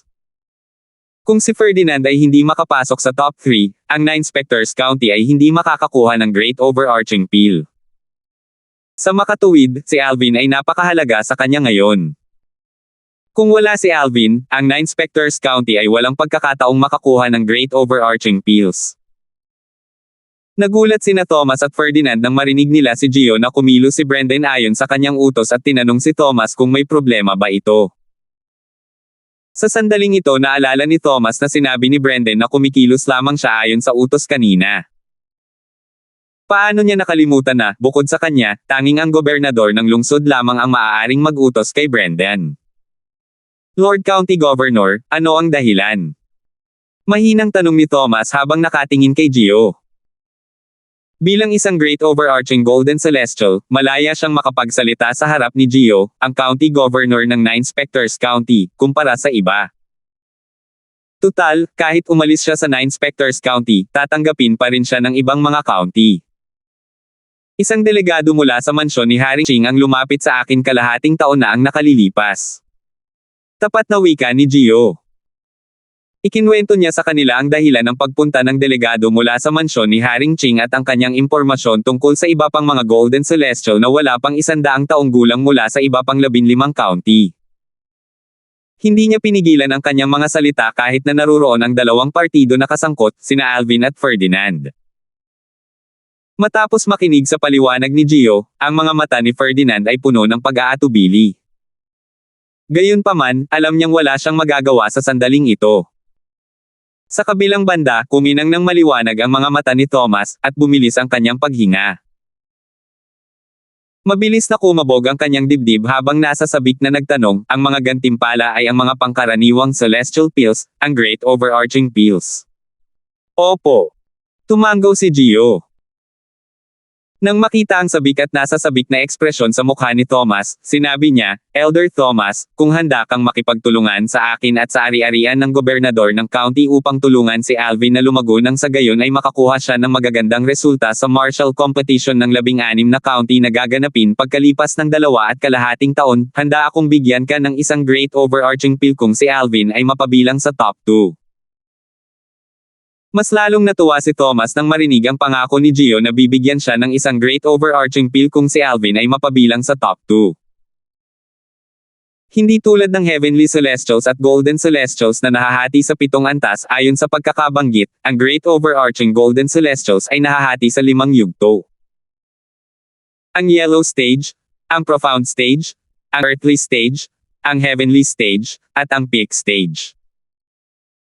Ang Great Overarching Golden Celestials ng Yellow Stage ang pinakamahina habang ang Great Overarching Golden Celestials ng Peak Stage ang pinakamalakas. Si Thomas ay isang Great Overarching Golden Celestial sa Yellow Stage, at isang hakbang na lang ang layo niya para maging Great Overarching Golden Celestial ng isang Profound Stage. Matagal na siyang natigil sa bottleneck na ito. Kung makakakuha siya ng isang pangkaraniwang Celestial Peel, ang Great Overarching Peel, magagawa niya maging Great Overarching Golden Celestial ng isang Profound Stage. Lord County Governor, handa akong tulungan ka at ang ari-arian ng County Governor na linangin si Alvin nang sa gayon ay makapasok siya sa top 2 nanograms Marshall Competition ng 16 na counties. Walang pag-aalinlangang sabi ni Thomas matapos siyang makabawi. Kung tutuusin, sa totoo lang, hindi naman talaga niya kinamumuhian si Alvin. Ngayong natuklasan niyang maaaring matulungan siya ni Alvin na makakuha ng isang pangkaraniwang Celestial Peel, ang Great Overarching Peel, natural lang na mas pinahahalagahan niya si Alvin kumpara sa kanyang inaanak na si Ferdinand. Ninong. Sigaw ni Ferdinand bilang pagtutol, nag-aalala. Noong una, plano niyang humingi ng tulong sa kanyang ninong upang maging mas malakas kaysa kay Alvin. Gayunpaman, sa kasalukuyan, ang kanyang ninong ang tutulong sa kanyang kaaway na maging mas malakas. Hampas. Sinampal ni Thomas si Ferdinand pagkasabi ni Ferdinand. Sinaman niya ito ng tingin at sumigaw, paano ka nang ahas magsalita ng walang pakundangan sa harap ng gobernador ng Lord County? Kung maglalakas loob kang gawin iyon ulit, huwag mo akong sisihin sa pagiging walang kinikilingan sa pagpapataw ng parusa. Si Ferdinand, na sinampal ng walang sapat na dahilan, ay nakaramdam ng labis na pagkadismaya. Gayunpaman, tahimik lamang siyang nakatitig ng masama kay Alvin. Hindi man lang tumingin si Alvin kay Ferdinand. Sa halip, nakatingin siya kay Thomas. Medyo hindi siya komportable nang mapansin niyang ang tingin ni Thomas ay hindi na puno ng intensyong pumatay at napalitan na ng mabuting kalooban. Naisip niya sa sarili ng may katiyakan, parang ginagawa lang ni Thomas ang mga bagay na makakabuti sa kanya. Nang mangako ang gobernador ng county ng 9 Specters County na bibigyan siya ng isang katamtamang Celestial Peel, ang Great Overarching Peel, hindi man lang siya nag-atubiling mangakong tutulungan niya akong lumakas para makapasok ako sa top 2 nanograms Marshall Competition ng 16 na counties. Dahil dito, natapos na ang mga bagay-bagay. Nagpaalam si Thomas kay Gio. Bago siya umalis kasama si Ferdinand, tiningnan niya si Alvin at ngumiti ng maamo. Alvin, maaari kang lumapit sa akin kung kailangan mo ng tulong. Maaari mo ring inumin ang 2 bote ng Spirit Nourishing Peel. Pagkatapos niyang magsalita, iniabot niya ang 2 bote ng tableta kay Alvin. Nang makita ito, si Ferdinand ay napuno ng inggit. Hindi pa naging ganito kabukas palad sa kanya ang kanyang ninong noon. Salamat, kagalang-galang na Elder Thomas, sabi ni Alvin. Nagningning ang kanyang mga mata habang tinatanggap ang 2 bote mula kay Thomas. Natural lang, alam niyang hindi magiging ganito kabukas palad si Thomas kung wala siyang halaga. Bukod pa rito, hindi mag-aatubiling patayin siya ni Thomas. Pagkatapos umalis nina Thomas at Ferdinand, tumingin si Gio kay Alvin nang nakangiti. Iniabot niya ang 1 bote ng tableta kay Alvin habang sinasabing, Alvin, dahil binigyan ka ni Elder Thomas ng 2 bote ng Spirit Nourishing Peels, bibigyan kita ng 1 bote ng Primitive Celestial Peel, ang Hidden Spirit Peel. Mas malakas ang bisa nito at maaaring gamitin kasama ng Spirit Nourishing Peel. Ang Hidden Spirit Peel. Nagulat si Alvin nang marinig niya ang mga salita ni Gio. Ang Hidden Spirit Peel ay isang primitive celestial peel na maaaring makatulong sa cultivation ng isang tao at mapataas ang bilis ng cultivation. Dahil sa mas malakas nitong bisa, mas mahalaga ito kaysa sa Spirit Nourishing Peels. Higit sa lahat, ang Hidden Spirit Peel ay maaaring inumin kasama ng Spirit Nourishing Peels, at ang bisa ng mga gamot ay mas mataas kumpara sa pag-inom ng alinman sa mga tableta ng mag-isa. Salamat, Gobernador ng County, pasasalamat ni Alvin. Medyo natuwa siya nang matanggap niya ang spirit nourishing pills mula kay Thomas. Gayunpaman, malinaw na mas nasasabik siyang matanggap ang hidden spirit pills mula sa gobernador ng county ng Nine Specters County. Tumingin si Gio kay Alvin at prangkang sinabi, "Ngayon alam mo na kung bakit kita tinulungan sa paglutas ng bagay na iyan 6 na buwan na ang nakalipas. Ito ay dahil sa tingin ko ay may potensyal kang mapabilang sa top 3 nanograms martial competition ng 16 na counties. Kung mapabilang ka sa top 3, hindi mo lang matutulungan ang Nine Specters County na manalo sa mga katamtamang celestial pills, ang great overarching pills, kundi malaki rin ang magiging gantimpala mo sa King Chingy's mansion. Siyempre, hindi rin kita pakikitunguhan ng masama. Gagawin ko talaga ang lahat." Tumanggaw si Alvin. Bagamat alam niyang mabait lang ang pakikitungo sa kanya ni Gio dahil kailangan siya ni Gio, nagustuhan niya ang katapatan ni Gio. Nang bumalik si Ferdinand sa kanyang silid na bato na pangalawa sa huli, hindi maganda ang kanyang ekspresyon. Bulong niya sa sarili, "Alvin. Alvin. Saan ka ba nanggaling? Kung hindi dahil sa iyo, tinulungan sana ako ng Panginoong Gobernador ng lungsod at ng aking Panginoon na lumakas." Labis siyang nadismaya dahil inakala niyang inagaw ni Alvin ang isang bagay na dapat sana'y pag-aari niya. 2,644. Matapos matanggap ni Alvin ang bote ng hidden spirit pills mula kay Gio at 2 bote ng spirit nourishing pills mula kay Thomas, ang unang revered elder, hindi na siya nag-aksaya ng oras at nagsimulang mag-focus sa kanyang cultivation. Katulad niya, natural lang na hinanggad ng 2 great overarching golden celestials sa Nine Specters County na mapahusay niya ang kanyang cultivation base sa lalong madaling panahon. 3 sa kanila ay may kani-kanilang layunin, ngunit pareho ang kanilang landas patungo roon. Pagkatapos bumalik ni Alvin sa silid na bato sa kailaliman ng Latent Dragon Abyss, naisip niya sa sarili ng may pagkaosyoso, gagantimpalaan ng mansyon ni Haring Ching ang mga county kung saan nagmula ang nangungunang 3 kalahok ng mga katamtamang celestial pills, ang Great Overarching Pills. Iniisip ko kung anong mga gantimpala ang ibibigay niya sa nangungunang 3 kalahok. Inaasahan din niya ang gantimpala. Matapos kainin ni Alvin ang primitive celestial pill, ang hidden spirit pill, at simulan ang paglilinang, isang binata ang lumitaw na parang bugzo ng hangin mula sa pangalawa hanggang sa huling silid na bato sa Latent Dragon Abyss. Makikita siyang papunta sa isang tirahan sa ari-arian ng gobernador ng county pagkatapos niyang umalis sa Latent Dragon Abyss. Ang binata na ito ay walang iba kundi si Ferdinand. Hinanap ni Ferdinand si Thomas, ang kanyang ninong at ang unang kagalang-galang na matatanda ng ari-arian ng gobernador ng county. Nang makita niya ang kanyang Thomas, magalang niyang binati, "Ninong." Tinatimad na sumulyap si Thomas kay Ferdinand habang nakataas ang kilay. "May problema ba?" Kung ikukumpara dati, nagbago na ang pakikitungo niya kay Ferdinand. Kinuha niya si Ferdinand bilang kanyang inaanak dahil sa likas na talento ni Ferdinand. Gayunpaman, ang talento ni Ferdinand na sa una ay nagpalaki sa kanya ay natabunan ni Alvin na nagmula sa Bloody Specter City. Kaya naman, ang kanyang pagkadismaya sa kanyang inaanak ang naging dahilan ng pagbabago ng kanyang pakikitungo. Si Ferdinand, na malinaw na nakaramdam ng pagbabago ni Thomas, ay lalong napuot kay Alvin. Isinumpa niya si Alvin sa loob-loob. Natural lamang, hindi niya ipinahalatang ipahayag ang kanyang hinanakit kay Thomas dahil alam niyang mas mataas ang pagtingin Thomas kay Alvin kumpara sa kanya. Pinigilan niya ang kanyang galit at mahinahong sinabi, "Ninong, gusto ko sanang lumabas. Sana ay magpapadala ka ng isang elder kasama ko. Saan mo balak pumunta?" Tanong ni Thomas na may kislap sa mga mata. "Hindi pa ako sigurado. Gusto ko lang lumabas para magsanay," sabi ni Ferdinand. Bagamat hindi na pinahahalagahan ni Thomas si Ferdinand gaya ng pagpapahalaga niya kay Alvin, si Ferdinand ay anak pa rin niya sa inaanak. Kaya naman, hindi niya tinanggihan si Ferdinand at mabilis na inutusan ang isang elder mula sa inner estate na samahan at protektahan si Ferdinand. Nang umalis si Ferdinand sa county city of Nine Specters County kasama ang elder mula sa inner estate, tila hindi niya sinasadyang tinungo ang Bloody Specter City, ang lugar kung saan umakyat si Alvin sa Spirit Overarching Heaven. Naisip ni Ferdinand, iimbestigahan ko ang pinagmulan ni Alvin. Tutal, hindi ko pa naririnig ang tungkol sa isang taong katulad niya sa 9 Specters County. May posibilidad na siya ay isang taong sinanay ni City Governor Lanten para harapin ang ninong.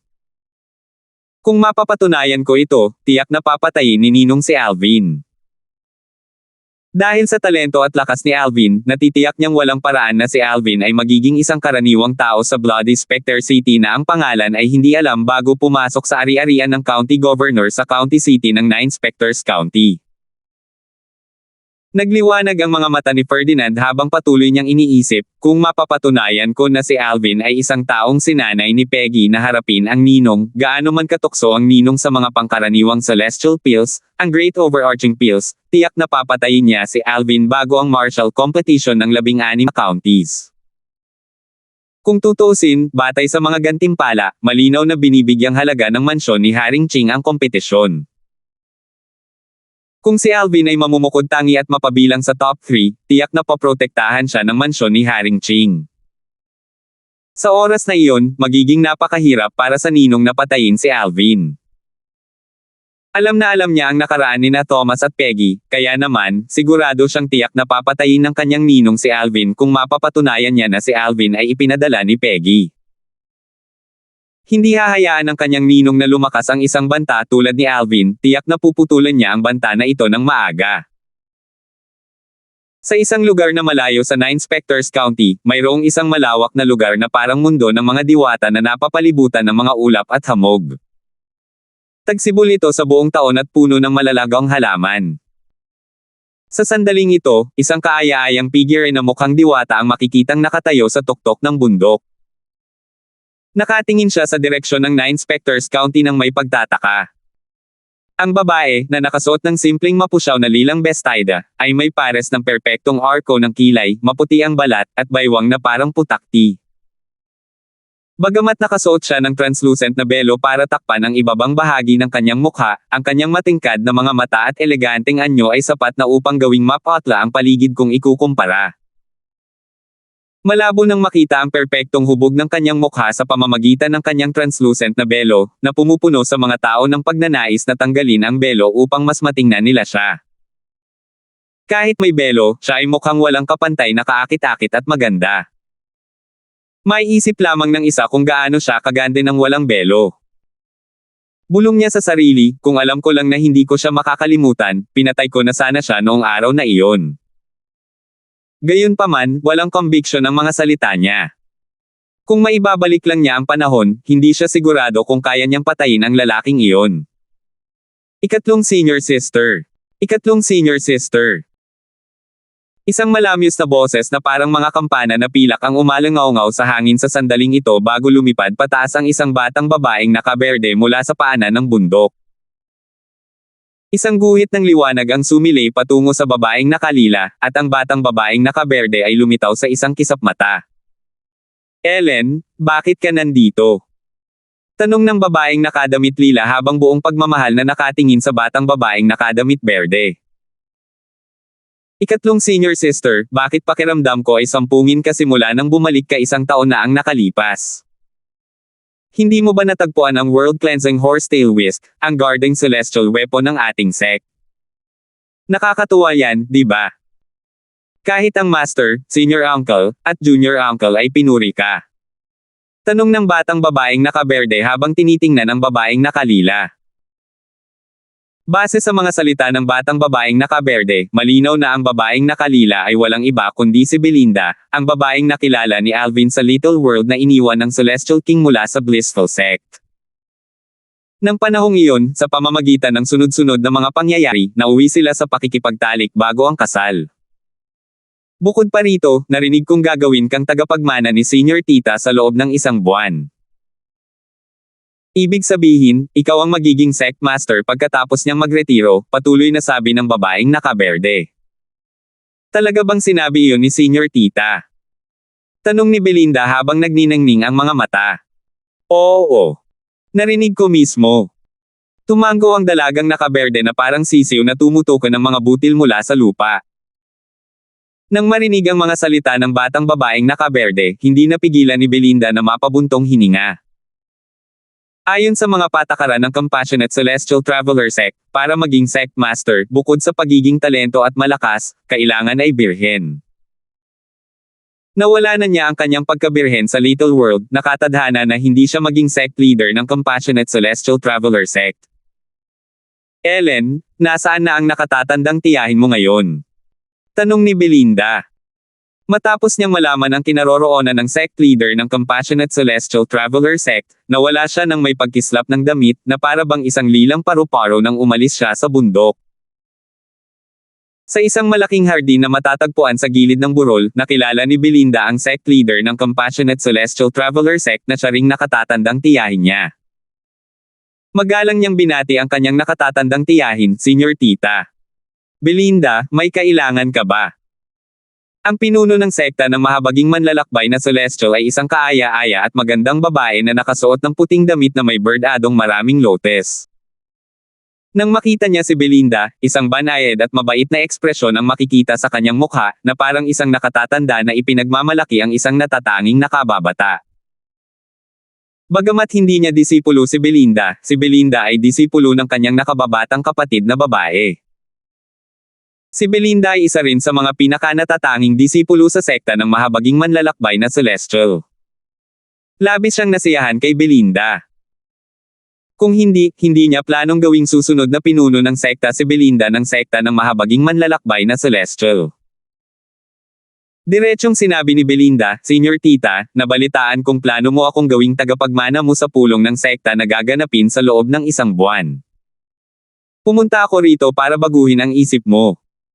Nang marinig ito, ang pinuno ng sekta ng mahabaging manlalakbay na Celestial ay nagulat at naguluhan. Belinda, anong ibig mong sabihin? Ayaw mo bang maging susunod na pinuno ng sekta ng mahabaging manlalakbay na Celestial at pamunuan ng sekta patungo sa isang panahon ng kaluwalhatian? Naaalala ko ang sinabi ng iyong Panginoon na pangarap mo na simula pa noong bata ka pa ang maging pinuno ng sekta ng mahabaging manlalakbay na Celestial. 2645. Natahimik si Belinda nang marinig niya ang tanong mula sa sect leader ng Compassionate Celestial Traveler Sect. Ang pinuno ng sect ng Compassionate Celestial Traveler Sect ay tumingin sa maliwanag na mga mata ni Belinda at same time na sinabi, Belinda, alam kong may bumabagabag sa iyo. Huminga ng malalim si Belinda, at makikita ang nanginginig na ekspresyon sa kanyang mukha sa ilalim ng belo. Pagkatapos, malumanay siyang sumagot, Senior Tita, kahit hindi mo ako disipulo, tinuring na rin kita na parang aking Panginoon simula pa noong bata pa ako. Bukod dito, lagi akong nagtatapat sa iyo at nagsasabi sa iyo ng mga bagay na natatakot akong sabihin sa aking Panginoon. Sa aking paningin, wala kang pinagkaiba sa isang ina. Lalong naging emosyonal ang kanyang tono habang nagsasalita siya. Belinda, ayos lang ba? Ayos ka lang. Nag-aalalang tanong ng sect leader ng Compassionate Celestial Traveler Sect. Nagbago rin ang ekspresyon ng mukha niya. Alam niyang may mali base sa tono ni Belinda. Sa katunayan, may isang bagay na hindi alam ng maraming tao. Si Belinda ay tunay na anak ng kanyang nakatatandang kakambal. Nangangahulugan ito na si Belinda ay kanyang pamangkin. Noong nakaraan, ang kanyang kakambal ay nakilala ang isang masamang lalaki, at dahil dito, pinili ng kanyang kakambal na wakasan ang kanyang buhay, na iniwan ang isang anak na babae. Dahil siya na ang sect leader ng Compassionate Celestial Traveler Sect noong panahong iyon, hindi niya ibinalik si Belinda sa sekta para personal na palakihin ito upang maiwasan ang mga disipulo ng sekta na magchismis tungkol kay Belinda. Kaya naman, ipinadala niya ang kanyang pamangkin sa kanyang nakababatang kapatid na babae.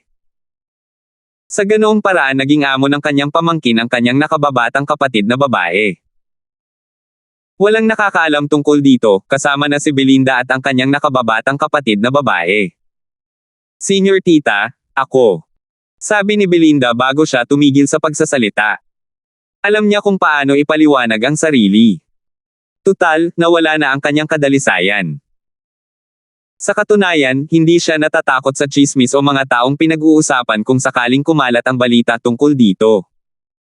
Gayunpaman, kahit wala siyang pakialam, hindi ibig sabihin na wala ng pakialam ang kanyang Panginoon. Naiisip niya kung gaano kadismaya ang kanyang Panginoon kung malaman ito ng kanyang Panginoon. Tutal, mula pa noong bata pa siya, sinanay siya ng kanyang Panginoon upang maging susunod na pinuno ng sekta ng Compassionate Celestial Traveler Sect. Dahil nawala na ang kanyang birhen, nawala na ang kanyang pagkakataong maging susunod na pinuno ng sekta. Belinda, kailangan mo pa bang maging ganoon katahimik sa akin?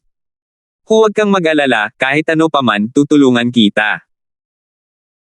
Kung ayaw mong malaman ito ng iyong Panginoon, itatago ko ito sa kanya, nakapapanatag na sabi ng sect leader ng Compassionate Celestial Traveler Sect nang makita niyang nag-aalangan si Belinda. Nang makita ni Belinda na lalong nag-aalala ang pinuno ng sekta, hindi siya nag-atubili at prangkang sinabi, "Senior Tita, hindi na ako birhen." Nang marinig ang mga salita ni Belinda, ang ekspresyon ng pinuno ng sekta ng Compassionate Celestial Traveler Sect ay lubhang nagbago. Matalas niyang tinanong, "Sino? Sino ang may gawa nito?" Ang kanyang mga mata ay puno ng hanggaring pumatay sa sandaling ito. Ito ay nakatutok sa lalaking kumuha ng pagkabirhen ng kanyang pamangkin. Sa Compassionate Celestial Traveler Sect, ang isang babaeng nawala ng kanyang pagkabirhen ay hindi kailanman maaaring maging pinuno ng sekta. Bagamat siya ang pinuno ng sekta, hindi niya magagawang baguhin ang mga patakaran para sa kanyang pamangkin. Bukod dito, ang magiging pinuno ng sekta ay sasailalim sa isang serye ng mga pagsubok ng mga matataas na ranggo ng sekta bago maging pinuno ng sekta. Ang Compassionate Celestial Traveler Sect ay isang sekta na puro babae. Bagamat hindi nakikialam ang sekta sa pribadong buhay ng mga miyembro nito, hindi pinapayagan ang mga miyembro na maapektuhan ang sekta ng kanilang pribadong buhay. Natural lamang na mas mahigpit ang mga kinakailangan para sa pinuno ng sekta. Inaasahan na ang mga pinuno ng sekta ay mananatiling birhen habang buhay at hindi dapat mag-asawa. Itinakda ng mga tagapagtatag ng sekta ang patakarang ito dahil inaakala nila na kapag ang isang babae ay nagpakasal na, hindi na nila magagawang buong pusong mag-focus sa pamamahala ng sekta. Nariyan din ang takot na ang asawa ng pinuno ng sekta ang kalaunan ay makokontrol ang sekta. Aksidente lang. Bumantong hininga si Belinda. Isang lilang figure ang muling lumitaw sa kanyang isipan, at hindi niya mapigilan ang sarili na isipin ito. Nahirapan siyang kalimutan ito kaya't halos lumihis ang kanyang chi noong siya ay nagkultibo pagkatapos niyang bumalik mula sa Bloody Spectre City. "Kahit aksidente lang yan, dapat mo pa ring sabihin sa akin," sabi ng pinuno ng sect na may seryosong ekspresyon sa mukha. Tumango si Belinda bago niya ikinwento ang lahat ng nangyari isang taon na ang nakalilipas sa pinuno ng sekta ng mahabaging manlalakbay na Celestial. Natural lang na hindi niya ibinahagi ang pangalan ng lalaki. Kung hindi, tiyak na mamamatay siya. Lumalabas na ito ay dahil sa guarding celestial weapon ng ating sect, ang World Cleansing Horsetail Whisk. "Belinda, pasensya na at nag-ulo ka ng problema ng sect," sabi ng pinuno ng sect. "Hindi, masyado akong pabaya.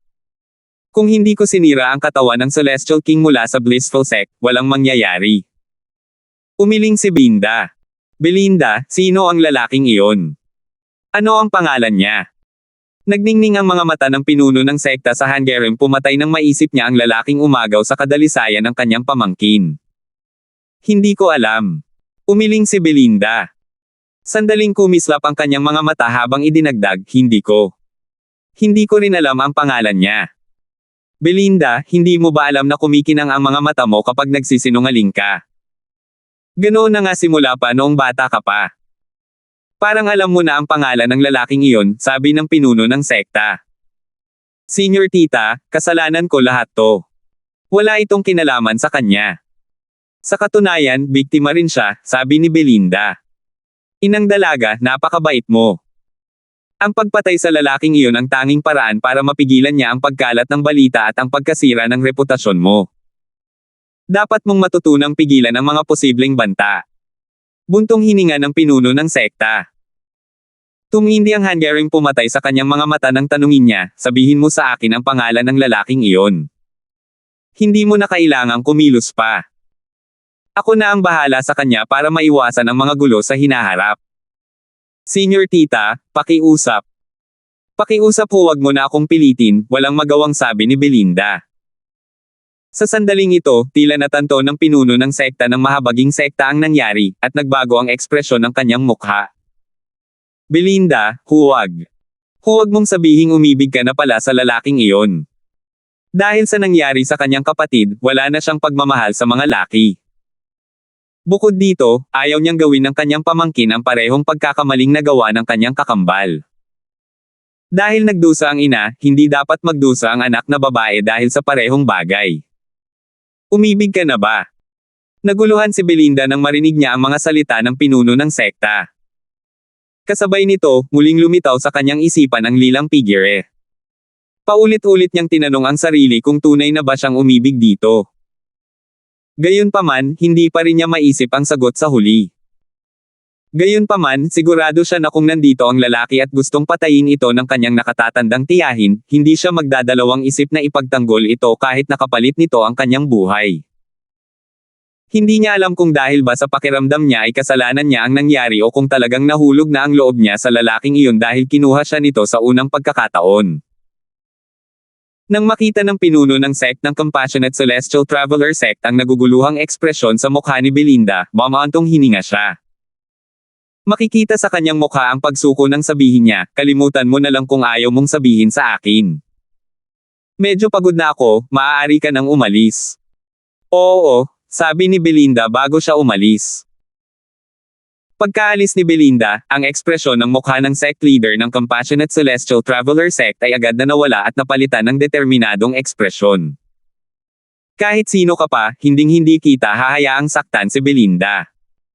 Kahit na kailangan kong gawin ang lahat ng aking makakaya, hahanapin at papatayin kita para maiwasan ang gulo. Ang kanyang intensyong pumatay ay napakatindi kaya tila hindi mapawi ng pagpatay sa libu-libong lungsod ang kanyang galit. Bulong niya sa sarili, Blood Inspector City sa Inspectors County na nasa ilalim ng pamamahala ng mansyon ni Haring Ching ng Cloudy Rock Celestial Kingdom. Patuloy na lumipas ang oras nang walang anumang nangyayari. Sa tolde ni Renden, ang commander ng hukbong Silverworm, sa lungsod ng Blood Specter. Isang lalaki ang nakaupo habang nakatayo ang dalawang lalaki at isang babae. Tumingin ang binata na nakaupo sa mga taong nakatayo at nagtanong sa mahinang boses. Sigurado ka bang si Alvin ay kakaakyat lang sa Spirit Overarching Heaven 2 taon na ang nakalilipas? Bukod pa rito, isa lamang siyang Heavenly Celestial. Kung nandito lang ang mga tauhan mula sa hukbong Silverworm, makikilala nila ang isa sa mga nakatayong lalaking pinag-iimbestigahan bilang si Renden, ang kanilang commander. Sa sandaling ito, ang saloobin ni Renden ay lubos na mapagkumbaba. Ang kanyang saloobin ay parang nakaharap niya si Peggy, ang gobernador ng lungsod ng Bloody Specter City. Young Master Faye, walang duda tungkol dyan. Kung hindi ka naniniwala sa akin, maaari kong dalhin ang mga taong umakyat kasabay ni Alvin dito para tanungin mo sila. Dahil kakaakyat lang nila 2 taon na ang nakalilipas, tiyak na hindi sila maglalakas loob na magsinungaling sa iyo, seryosong sabi ni Rendan. Kung naroon si Alvin, makikilala niya ang binata na nakaupo sa tolda ay si Ferdinand na ang mga paa at kamay ay pinutol niya. Siya rin ang inaanak ni Thomas, ang unang iginagalang na elder ng ari-arian gobernador ng county. Ang 2 pang taong nakatayo ay ang kapatid ni Renden na si Laika, at ang kanyang bayaw na si Clint, isang centurion ng hukbong Silverworm. Salamat po at sinamahan ninyo ako, ingat lagi mga master.